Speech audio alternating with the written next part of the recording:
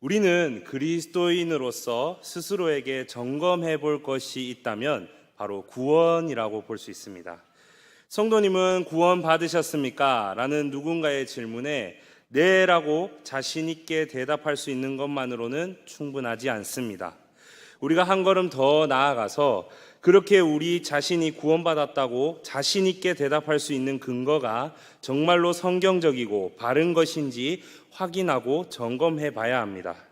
교회 안에서 여전히 비성경적이고 옳지 않은 근거를 가지고 구원받았다고 잘못 믿고 계신 분들이 더러 있기 때문입니다.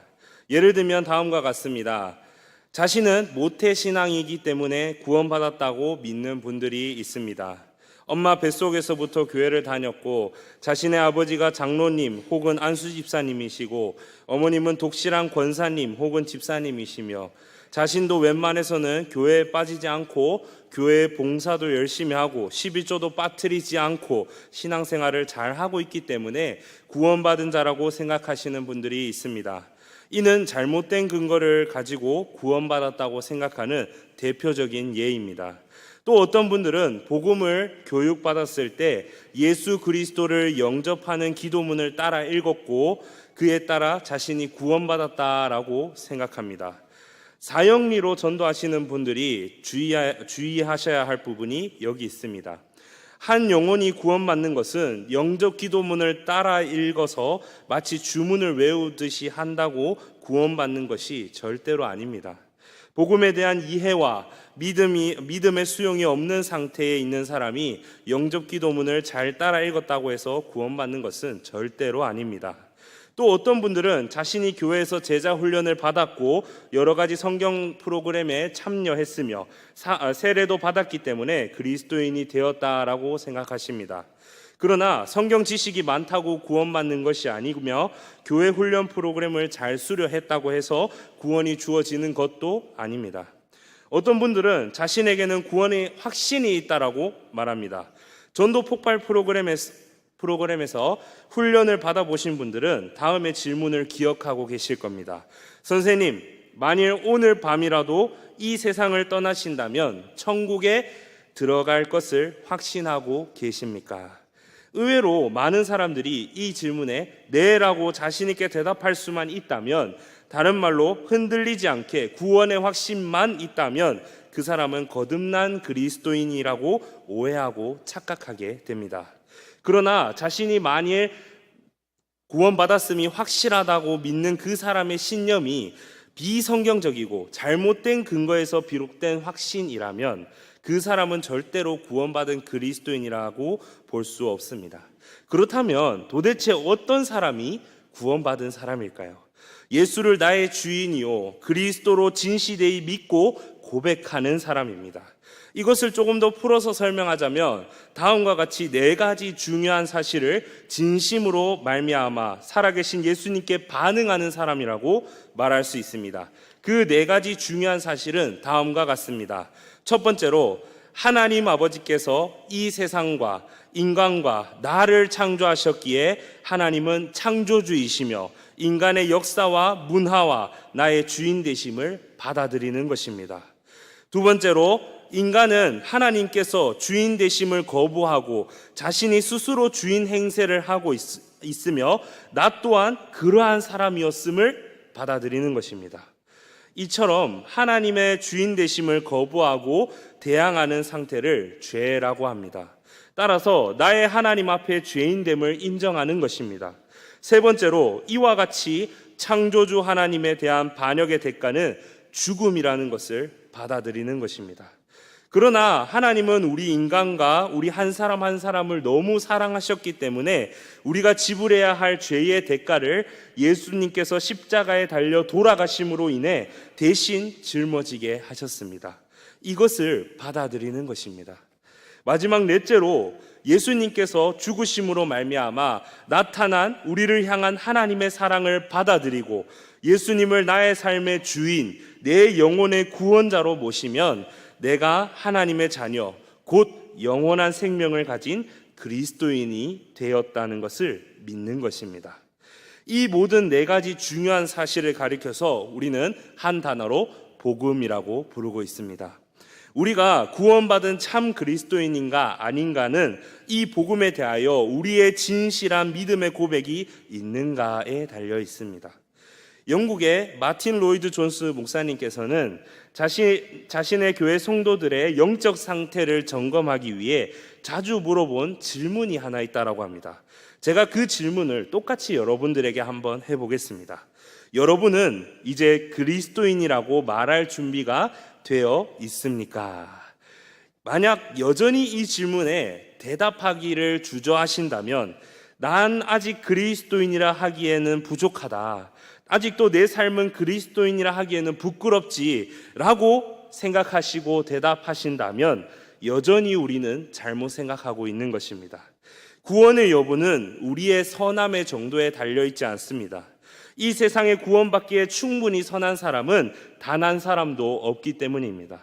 내가 충분히 선해야만 구원받을 수 있다고 생각하는 것, 내가 하나님의 사랑을 받기에 충분한 자격을 갖춘 사람이 되어야만 그리스도인이 될 수 있다고 생각하는 것, 겉으로 볼 때는 굉장히 겸손해 보이지만 이는 사실 사단의 거짓말이며 하나님의 은혜를 부인하는 것입니다. 다시 한번 강조하겠습니다. 우리는 절대로 구원을 받기에 충분히 선한 사람이 될 수 없습니다. 인류 역사상 구원받을 만큼 충분히 선한 사람은 단 한 사람도 없었습니다. 이 세상 모든 종교들의 핵심은 내가 충분히 선해야 구원받는다입니다. 그러나 기독교는 다릅니다. 하나님께서 우리에게 주신 복음은 세상 다른 종교들과는 전혀 다릅니다. 내가 충분히 선해야 구원받는다가 아니라 기독교의 핵심은 오직 주님만이 충분히 선하시며 나는 그리스도 예수 안에 있음으로 구원을 받는다는 것을 고백하는 것입니다. 다시 한번 질문해 보겠습니다. 사랑하는 서연의 성도 여러분, 여러분은 구원받으셨습니까? 그렇다면 그 구원의 근거를 어디에서 찾고 계십니까? 구원의 근거는 우리 안에서 찾으려고 노력하지 마시길 바랍니다. 인간의 선한 행위, 열심, 노력으로는 구원에 이룰 수 없습니다. 오직 예수 그리스도를, 죄로부터 나를 구원한 구원자요 내 모든 것의 주인 되신다는 진실한 믿음의 고백만이 우리를 구원에 이르게 함을 믿음으로 살아갈 수 있는 모든 성도인들 되시길 축복합니다. 우리는 오직 믿음만으로 구원받습니다. 복음을 받아들이는 참된 믿음이 우리에게 있다면 그 믿음은 언제나 필연적으로 선행에 이르게 됩니다. 다시 말하면 우리의 믿음의 진정성은 선행으로 나타나게 된다는 것이죠. 우리가 구원받은 것은 오직 예수 그리스도를 믿는 믿음만으로 이루어집니다. 그 믿음은 믿음만 남는 것이 아니라 반드시 우리의 삶의 선행으로 이어지는 살아있는 믿음이어야 합니다. 그렇다면 이처럼 예수 그리스도를 나의 구원자요 삶의 주인으로 고백하는 사람들, 즉 예수를 나의 구주로 고백하는 우리 그리스도인들은 어떻게 살아가야 될까요? 바울은 오늘 본문에서 바로 이 주제에 대해서 우리에게 전해주고 있습니다. 성경은 한 사람의 성도가 은혜와 믿음으로 구원받는 것으로 이야기를 끝내지 않습니다. 성경은 구원받은 자들이 살아가야 하는 새로운 삶의 태도와 자세들에 대해서도 우리에게 이야기해 주고 있습니다. 이것을 잘 보여주는 것이 바로 바울이 쓴 서신서들입니다. 신약 성경에 기록된 바울의 서신서는 크게 두 부분으로 나누어서 볼 수 있습니다.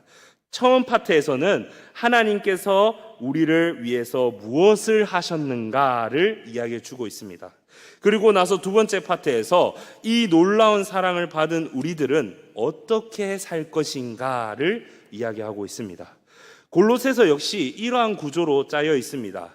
바울의 서신서에서 첫 번째 파트가 끝나고 우리가 그리스도인으로서 어떻게 살아가야 하는가에 대해서 이야기하는 이 두 번째 파트의 시작점을 어떻게 우리가 알 수 있냐? 바로 그러므로란 접속사를 통해서 알아볼 수 있습니다. 로마서를 통해 한번 예를 들어보겠습니다. 로마서의 경우 총 16장으로 구성되어 있습니다.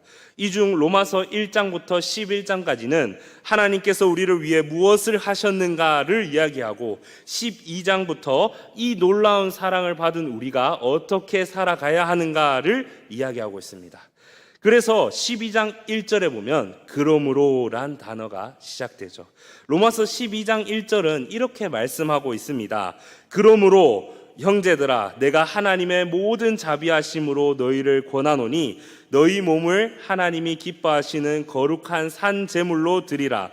이는 너희가 드릴 영적 예배니라.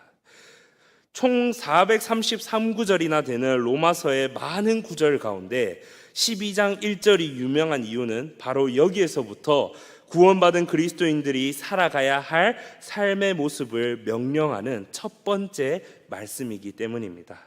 한 가지 예를 더 찾아보겠습니다. 바울이 쓴 에베소서의 경우 총 6장으로 구성되어 있습니다. 이 책도 크게 두 가지 파트로 나눌 수 있는데요. 에베소서 1장에서 3장까지는 하나님께서 우리를 위해 무엇을 하셨는가를 이야기하고 있고요. 4장에서 6장까지는 이 놀라운 사랑을 받은 우리가 어떻게 살아가야 하는가를 이야기하고 있습니다. 에베소서 4장 1절 말씀에는 이렇게 기록하고 있습니다. 그러므로 주 안에서 갇힌 내가 너희를 권하노니 너희가 부르심을 받은 일에 합당하게 행하여. 여기서도 보니까 그러므로라는 단어로 시작됩니다. 이것이 바울 서신의 대체적인 특징입니다. 첫 번째 파트에서는 복음을, 두 번째 파트에서는 복음을 받아들인 자의 새로운 삶의 모습을 이야기합니다. 자, 이제 다시 골로새서로 돌아오겠습니다. 골로새서도 바울이 쓴 편지이기에 동일한 패턴을 발견해 볼 수 있습니다. 골로새서 1, 2장에서는 하나님께서는 우리들을 위해 어떤 일을 하셨는지, 특별히 그가 보내주신 예수 그리스도께서 어떤 일을 하셨는지에 대해서 이야기하고 있습니다. 이제 뒤이어 나오는 골로새서 3장에서 4장까지의 말씀은 그 놀라운 하나님의 사랑을 받아들인 구원받은 그리스도인들이 앞으로 어떠한 모습으로 살아가야 하는가에 대해 이야기합니다. 골로새서 3장 1절 말씀에는 이렇게 기록하고 있습니다. 그러므로 너희가 그리스도와 함께 다시 살리심을 받았으며 위의 것을 찾으라. 거기는 그리스도께서 하나님 우편에 앉아 계시느니라. 먼저 사도 바울은 너희가 예수 그리스도와 함께 살리심을 받았으면 이라고 말하고 있습니다. 너희가 예수 그리스도를 믿음으로 말미암아 죄된 옛날의 본성은 죽고 새로운 사람으로 다시 태어난 사람이 되었으면 이란 뜻을 가지고 있죠. 다시 말하면 너희가 예수를 믿는 믿음으로 구원받은 거듭난 자가 되었으면 이렇게 말씀하고 있습니다. 우리가 구원받은 하나님의 백성이면 어떻게 살아가야 하나요? 사도 바울은 위의 것을 찾으라고 말씀하고 있습니다. 여기서 찾으라는 말은 열정적으로 구하다, 무언가를 발견하기 위해 집요할 정도로 간절히 찾는다라는 뜻을 가진 원어입니다. 그렇다면 여기서 이처럼 바울이 열정적으로 찾으라고 권면하고 있는 위의 것은 도대체 무엇일까요? 여기서 말하는 위의 것이란 하나님 보좌 우편에 앉아 계시며 온 우주를 다스리시는 예수 그리스도를 가리키고 있습니다. 이전에는 땅의 것, 이 세상에 있는 물질이나 쾌락이나 탐욕을 채우기 위해 열정적으로 살아왔다면 이제는 그러한 삶을 철저하게 내려놓고 오직 예수 그리스도만을 바라보고 그분만을 위해 살아가라는 말씀입니다. 요즘 코로나가 다시 유행한다고 많은 매체들을 통해 소개되고 있는데요. 만일 우리가 재확산되는 이 코로나가 정말로 많이 심각해져서 현재는 확진자가 전혀 없는 다른 나라로 예를 들어서 뉴질랜드와 같은 그러한 나라로 이민을 가야 하는 상황에 처했다고 우리가 한번 상황을 생각해 보겠습니다. 그때에는 뉴질랜드의 코로나 상황이 어떠한지, 뉴질랜드의 경제 상황 등 뉴질랜드에 일어나는 모든 뉴스에 더욱더 큰 관심을 가지게 될 것입니다. 아니면 우리가 전혀 상상해 본 적 없는 수단 또는 파푸아 뉴기니아 같은 그런 도시로 이민을 가야 한다면 여태까지 전혀 관심 없던 그 나라의 도시의 경제 상황, 아파트 가격, 생필품 물가, 계절, 날씨, 기후 그 모든 것에 관심에 생기게 될 것입니다. 왜 이런 관심의 변화가 생기는 것입니까? 그곳에 우리가 들어가 살게 될 것이기 때문입니다. 그 나라의 모든 것이 곧 나와 직접적으로 연관이 있다는 것을 실감하기 때문입니다. 최근 일어나고 있는 이스라엘 팔레스타인 전쟁으로 인해 수많은 시민들이 인질로 잡히고 무차별 폭력으로 폭격으로 인해서 죽어가고 있지만, 의외로 세상 사람들은 그 일이 현재 어떻게 진행되고 있는지 별로 관심을 가지지 않습니다. 그저 그냥 전쟁하고 있구나 라고 생각하고 있죠. 그러나 만일 우리가 팔레스타인 지역에서 태어났고 비록 지금 한국에 있지만 현재도 팔레스타인 땅에 집을 두고 있는 사람이라면 어떻게 생각했을까요? 모든 관심이 팔레스타인 땅에 향해 있을 겁니다. 또 최근은 영국에서 어린이를 상대로 한 연쇄 살인 사건의 범인이 무슬림이라는 가짜 뉴스에 속아서 반이민주의를 주장하는 수천 명의 사람들이 폭력 시위를 진행하고 그에 맞서서 맞불 시위까지 진행을 하면서 8월 15일 기준 영국 전역에서 약 1000명의 시위자가 체포가 되고 약 600명이 경찰에 기소가 되는 일이 있었지만, 의외로 세상 사람들은 그 일이 현재 어떻게 진행되는지 별로 관심을 가지지 않습니다. 그러나 우리가 한국에 살고 있는 영국의 시민권자라면 어땠을까요? 그때부터는 모든 신경이 시위에 관한 뉴스에 집중될 것입니다. 바울이 골로새서 3장 1절에서 위의 것을 찾으라고 한 것이 바로 이 내용입니다. 우리 그리스도인들은 예수 그리스도를 믿음으로 말미암아 하나님 나라의 시민권자가 된 사람들입니다. 비록 잠시 이 세상에 우리가 머물고 있지만 궁극적으로 우리가 살게 될 집은 하나님 나라에 있습니다. 그것을 깨닫는 순간부터 우리들의 관심은 위를 향하게 되는 것이죠. 신도시에 새로 지은 아파트 입주를 준비하는 사람의 경우 그가 살게 될 도시의 주변 정보들을 탐색하지 않습니까? 주변에 장을 볼 마트는 어디 있는지, 아이들이 다니는 학교는 어디 있는지, 주변에 집에서 가까운 교회는 어디에 위치해 있는지 등등 관심을 갖고 이에 관한 정보를 부지런히 찾기 마련입니다. 이와 마찬가지로 위의 것을 찾으라는 말씀은 하나님 나라의 시민권자인 우리들이 하나님 나라를 생각하며 그 나라를 위해 살아갈 것을 권면하고 있는 것이죠. 하나님 나라는 어떤 곳인지 말씀을 보며 그에 관한 정보들을 수집하며 하나님 나라에 들어가 살기 위해서 우리가 지금부터 준비해야 할 것은 무엇인지 관심을 갖게 됩니다. 더 나아가서 예수 그리스도의 통치가 임한 지금 이곳에 이미 하나님 나라가 임하였음을 우리가 깨닫고 내가 살아가고 있는 일상 속에서 하나님 나라 시민권자답게 살아가는 법을 배우려고 할 것입니다. 이 편지를 받은 당시 골로새 교회의 상황은 매우 암울했습니다. 예수는 피조물이라고 주장하는 이단도 있었고 할례를 받아야지만 구원을 받을 수 있다고 가르치는 거짓 교사들로 인해 성도들의 신앙이 많은 위협을 받고 있었습니다.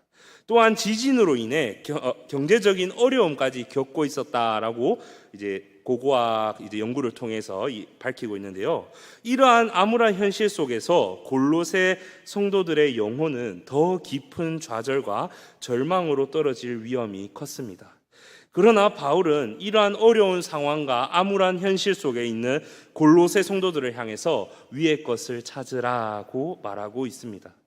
온 우주 만물을 다스리고 계시는 예수 그리스도를 간절하게 찾으라. 예수 그리스도를 부지런하게 찾으라. 그분을 열정적으로 찾으라고 권면했던 것입니다. 죄악된 옛 생활 방식을 다 벗어버리고 예수 그리스도를 적극적으로 찾는 삶이야말로 구원받은 새 사람이 된 그리스도인들이 나아가야 할 삶의 목표와 방향입니다. 그렇다면 우리가 위의 것을 찾으며 살아가야 하는 이유는 무엇일까요? 첫째로 우리 그리스도인은 죄에 대해서 죽었고 옛 그리스도로 말미암아 새로운 생명을 부여받은 새로운 피조물이기 때문입니다. 골로새서 3장 3절 말씀은 이렇게 기록하고 있습니다. 이는 너희가 죽었고 너희 생명이 그리스도와 함께 하나님 안에 감추어졌음이라. 3절 말씀에 보면 이는 너희가 죽었고 라고 과거형으로 우리에게 이야기하고 있습니다. 예수 그리스도와 연합한 사람들은 이미 죄에 대해서 죽은 상태입니다. 죄의 노예로 살아가던 우리 안에 옛사람은 예수 그리스도와 함께 십자가에 못 박혀서 죽었습니다. 이제 우리는 새로운 존재가 되었습니다. 따라서 이전과 전혀 다른 새로운 삶의 방식을, 약식을 따라서 살아가야 하죠. 한국에서는 자동차 운전석이 왼쪽에 있습니다. 한국의 도로는 우측 통행입니다. 그러나 영국은 한국과 전혀 다르죠. 영국은 운전석이 오른쪽에 있습니다. 그리고 도로는 좌측 통행입니다. 그래서 우측 통행이 익숙한 한국 사람이 영국에 처음 가면 운전하는 것이 보통 힘든 것이 아니라고 합니다. 그런데 만일 영국에 간 한 한국 사람이 속으로 난 이렇게 좌측 통행하며 운전하는 것이 익숙하지 않으니까 우측 통행을 해야겠다 하고 생각하고 차선을 자기 마음대로 바꾸면 어떻게 되겠습니까? 교통사고도 나고 크게 다치게 될 것입니다. 이처럼 나라마다 교통법이 다르듯이 세상 사람들이 살아가는 법과 하나님 나라 백성들이 살아가는 법은 다를 수밖에 없습니다. 우리들은 이 세상의 죄악을 따라 살아갈 존재들이 아닙니다. 하나님 나라 백성은 하나님 나라 방법대로 살아가야 됩니다. 우리는 죄에 대해서 이미 죽었고 예수 그리스도 안에 있는 생명을 부여받은 새로운 피조물이기 때문입니다. 우리가 위의 것을 추구하며 살아가야 하는 두 번째 이유는 그리스도께서 나타나실 때 우리 그리스도인들도 그와 함께 영광의 승리를 차지해야 할 것이기 때문입니다. 4절 말씀은 이렇게 고백하고 있습니다. 우리 생명이신 그리스도께서 나타나실 그때에 너희도 그와 함께 영광 중에 나타나리라. 예수님께서 다시 이 세상에 오시는 그날 우리 성도들은 영광스러운 부활에 참여할 것입니다. 지금은 연약한 육체에 있지만 그때는 영광스러운 부활의 몸을 입게 될 것입니다.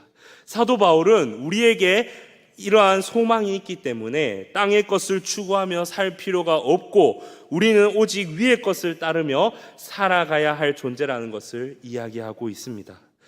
지난 2016년도에 인도 정부는 검은 돈을 근절하기 위해 화폐 개혁을 단행했습니다. 화폐 개혁은 정부가 일정한 기간을 지정하고 그 기간 동안 시민들이 구권을 신권으로 바꾸는 것으로 화폐 개혁이 진행이 되는데요. 그런데 인도의 경우 화폐 개혁 기간이 끝난 이후에 곳곳에 버려진 구권 뭉칫돈이 발견되고 있다라고 합니다. 아무런 쓸모가 없어진 돈들이 강과 하수도에 버려지고 있습니다. 어떤 도시에서는 60만 달러 상당의 구권이 찢어졌거나 버려졌습니다. 돈을 제때 바꿨어야 했는데 바꾸지 못했기 때문이죠. 진짜 문제는 인도에서 화폐 개혁이 단행되었다는 것을 알지 못하는 가난한 지역의 주민들이 이 구권을 주워가기 위해 흐르는 강물에 들어갔다가 죽는 일들이 발생하고 있다는 겁니다. 화폐 개혁으로 인해 이제는 아무런 쓸모가 없는 종이 조각이 되어버린 돈을 줍기 위해서 강물에 들어갔다가 목숨을 잃어버리게 된 것입니다. 인도의 화폐 개혁으로 인해 구권이 아무런 쓸모가 없음에도 여전히 그것을 얻기 위해 목숨을 바치는 어리석은 사람들처럼 지금도 이 세상이 영원할 것이라 믿으며 좀 있으면 사라질 물질과 재물을 위해 자신의 하나밖에 없는 목숨을 바치는 사람들이 얼마나 많습니까? 참으로 불쌍한 사람들입니다. 예수 그리스도께서 재림하시는 그날 이 세상의 모든 것들은 다 흔적도 없이 사라지고 말 것입니다. 그래서 예수 그리스도의 재림을 기다리며 살아가는 우리 그리스도인들은 썩어지고 사라질 이 세상의 물질이나 재물을 위해 살아가지 않는 것입니다. 바울은 우리 그리스도인들은 영광스러운 부활을 소망하며 살아가는 사람들이라는 것을 계속해서 강조하고 있습니다. 겨울이 되면 모든 나무가 말라 죽는 것처럼 보이게 됩니다. 그러나 나무는 죽은 것이 아닙니다. 봄이 되면 그 안에 잠들고 있던 새순이 다시 돋아나게 될 것입니다. 아름다운 꽃도 열매를 맺게 될 날이 올 것입니다. 마찬가지로 지금 이 세상을 살아가는 성도들의 삶은 겨울 속에 죽은 것처럼 보이는 나무처럼 고난이 함께 할 수 있습니다. 그러나 우리 안에 여전히 예수 그리스도께서 주신 생명이 있습니다. 긴 겨울이 지나가고 봄이 오면 나무에서 새순이 돋아나듯이 길고 긴 기다림이 다 지나고 예수 그리스도께서 다시 오시는 그날이 되면 우리 안에 있는 생명으로 말미암아 우리는 부활의 몸을 입게 될 것입니다. 이 소망이 우리에게 있기에 우리는 위의 것을 추구하며 살아가는 것입니다. 얼마 전 유년부 성경학교 때 있었던 일을 잠시 소개하고자 합니다. 남산초등학교 학교 앞 전도팀의 헌신과 섬김으로 한 친구가 전도가 되어서 이번 성경학교에 처음으로 이제 성경학교를 참석하게 되었습니다. 이 친구는 불신자 가정의 아이였지만 교회가 재미있다고 뜨문뜨문 찾아오던 아이였습니다. 이 세 친구는 조금의 특별한 성격을 가지고 있어서 또래 친구들과 쉽게 어울리지 못하고 있었습니다. 그렇게 성경학교가 진행되었고 진행되는 와중에 단체 레크레이션, 단체 활동을 하는 순서가 찾아왔습니다. 여러분들이 잘 알고 계시는 둥글게라는 활동을 하다가 최후에 5명이 남게 되었고 그 중에 4명만 살아남고 1명은 떨어져야 되는 상황이 찾아왔습니다. 이미 3명은 한 곳으로 뭉치게 되었고 남은 2명 중에 1명은 기존의 유년부에 있는 친구와 또 나머지 1명은 방금 소개해드린 세 친구가 마지막 선택을 해야 되는 상황이었습니다. 이 2명 중에 1명만이 4명의 그룹에 들어갈 수 있게 있었는데 새 친구가 들어가기를 망설이고 있다는 것을 기존의 친구가 발견하고 망설이는 새 친구를 4명의 그룹 안에 밀어넣고 기존의 친구는 탈락을 했습니다. 이 활동은 맛있는 간식이 상품으로 제공되는 활동이었기 때문에 아이들 모두가 승리를 쟁취하기 위해서 눈에 불을 켜고 달려들었습니다. 그러한 긴박한 상황 속에서 기존의 친구의 선택을 지켜보던 저는 깜짝 놀랐습니다.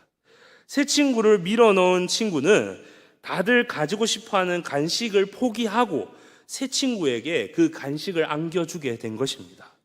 그런데 진행하시는 분이 패배자였던 기존 친구에게 간식을 주게 되었습니다. 왜 주게 된 것인지 모르겠지만 그 패배한 친구도 간식을 받게 되었습니다.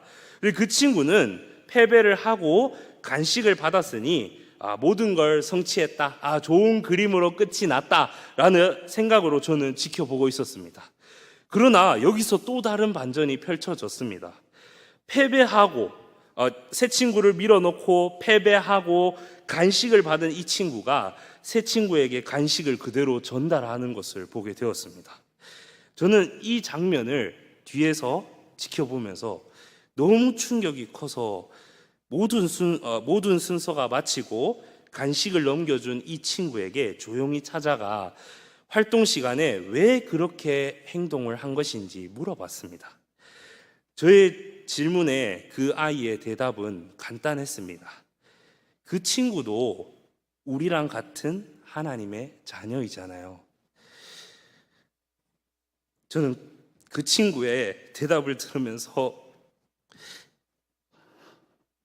말로 표현할 수 없는 전율이 돋았습니다.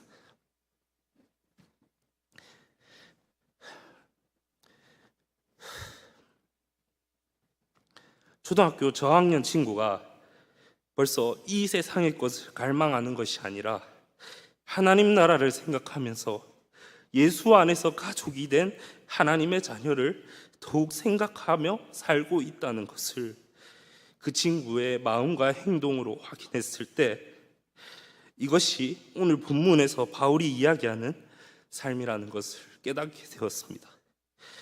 썩어 없어질 것을 위해 사는 것이 아닌 영원한 것을 위해 살아가는 삶, 이 삶이 저와 여러분들이 함께 달려나가야 될 복된 삶이라고 생각합니다. 사랑하는 성도 여러분, 생각의 방향 전환을 일으키시길 바랍니다. 이제 더 이상 물질을 더 많이 쌓고 더 많이 가지려고 아둥바둥대는 삶에서 벗어나시길 바랍니다.